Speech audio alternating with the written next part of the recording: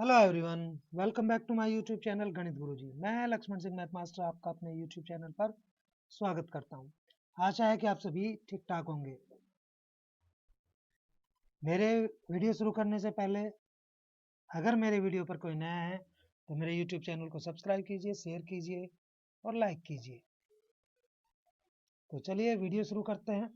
आज का हमारा टॉपिक है संख्याओं के साथ खेलना यानी माइंड गेम।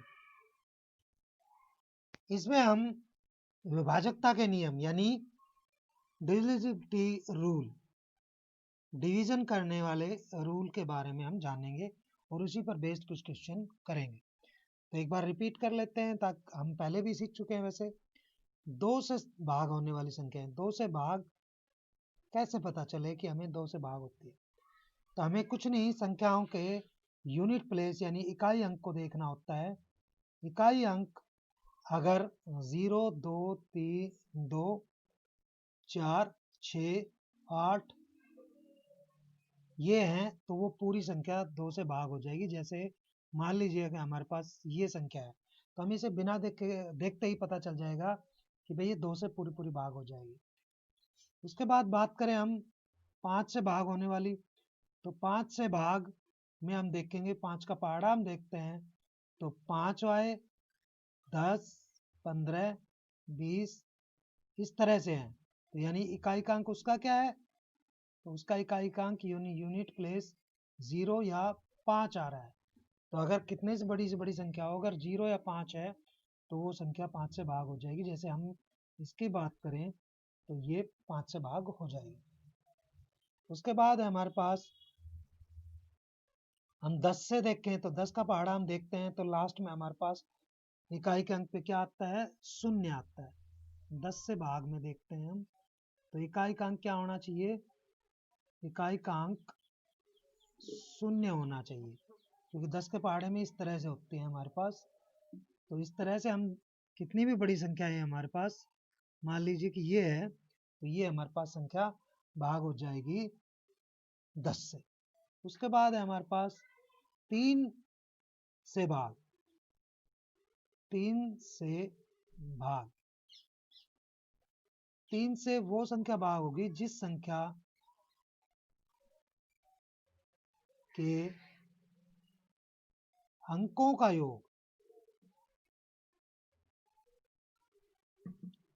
3 से भाग होता, 3 से भाग होता हो। जैसे हम लिखते हैं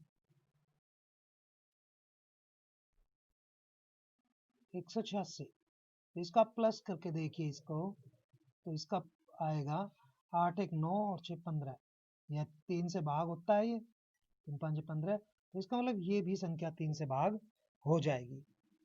इसी तरह 9 से भाग की बात करें हम, 9 से जब हम भाग बात कर रहे हैं तो 9 में भी यही है हमारे पास कि 9 से भाग में हम 9 की बात करते हैं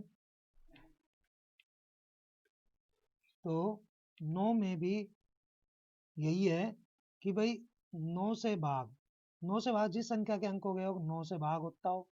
जैसे हम इसकी बात करें हम तो ये है हमारे पास, इसका हम सम करते हैं तो ये 18 आता है और जो 9 से पूरा पूरा भाग होता है तो इसका मतलब ये संख्या भी भाग हो जाएगी। 3 और 9 में ये कॉमन बात है कि जो 3 के पहाड़े में 3 जिस संख्या के अंक हो गए हो 3 से भाग हो जाए वो 3 से भाग हो जाएगी, और जो संख्या के अंक हो गए हो 9 से भाग हो वो 9 से भाग हो जाएगी। इसके बाद हमारे पास क्वेश्चन है, इन्हीं पर बेस्ड कुछ क्वेश्चन है, तो चलिए शुरू करते हैं। पहला क्वेश्चन है, यदि 21y और 5 9 का गुणज है, ये 9 का गुणज है यानी 9 के पहाड़े में आता है, तो y एक अंक है तो y का मान बताइए। तो आप इनको प्लस करके देखिए, अगर ये इसका गुणज है तो आप देखेंगे 3 और 5 8 और प्लस y, तो इसका मतलब 8 में हम क्या जोड़े कि 9 के पहाड़े में आ जाए, तो यहाँ हम देखेंगे 8 + 1 यानी 9, तो ये 9 से भाग हो जाएगा, तो y की जगह क्या आया हमारे पास, 1 आया।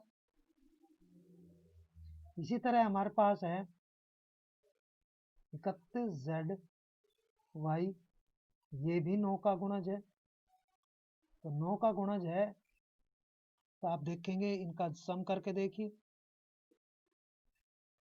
तो आप इनका सम करेंगे तो आपके पास 9 प्लस z आएगा।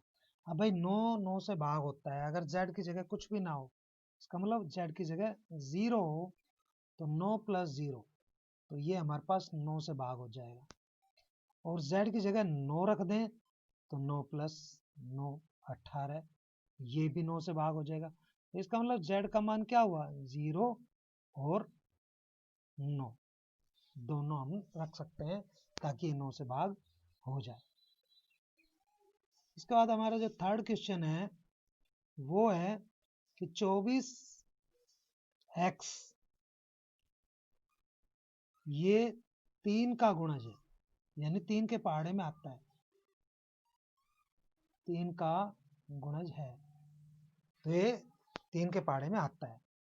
तो x का मान बताना है हमें, तो आप इनको प्लस करके देखिए, क्योंकि हम पहले ही सीख चुके हैं कि इनके अंकों का योग 3 से भाग होना चाहिए। तो आप देखिए भाई 6 आ रहा है हमारे पास, तो 6 3 के पहाड़े में आता है, इसका मतलब 0 आ सकता है इसकी जगह, तो 6 प्लस 0 यानी 6, वो 3 से भाग हो रहा है। उसके बाद आप 3 जोड़ दीजिए, तो 6 प्लस 3 9, वो भी 3 से भाग हो रहा है। उसके बाद आप 6 जोड़ दीजिए, तो 6 प्लस 6 12, वो भी 3 से भाग हो रहा है। उसके बाद आप 9 जोड़ दीजिए, तो 6 प्लस 9 15, तो वो भी 3 से भाग हो रहा है। इसके बाद आप और अंक नहीं रख सकते, क्योंकि उसके बाद 2 अंकों की संख्या आ जाएगी। तो इसका मतलब x का मान क्या हुआ, 0 हुआ, 3 हुआ, 6 हुआ और 9 हुआ, ये रखे आपने। इसके बाद हमारा चौथा क्वेश्चन है कि 31Z5 ये 3 का गुणज है, 3 का गुणज है और z एक संख्या है, तो इसका क्या मान हो सकता है, तो आप इसको प्लस कीजिए, प्लस करके देखते हैं तो हमारे पास आता है 9 प्लस z, जबकि 9 भाग हो सकता है 3 से, तो z की जगह हम 0 रखेंगे, 0 रखेंगे तो ये भाग हो जाएगा 3 से, यानी 3। इसके बाद आप 9 मान लीजिए यहाँ 3 रखिए, तो 9 प्लस 3 12, ये भी 3 से भाग होता है, 3 चौक 12। आप 6 रखिए तो ये 15 आ जाएगा, ये भी भाग होता है 3 से।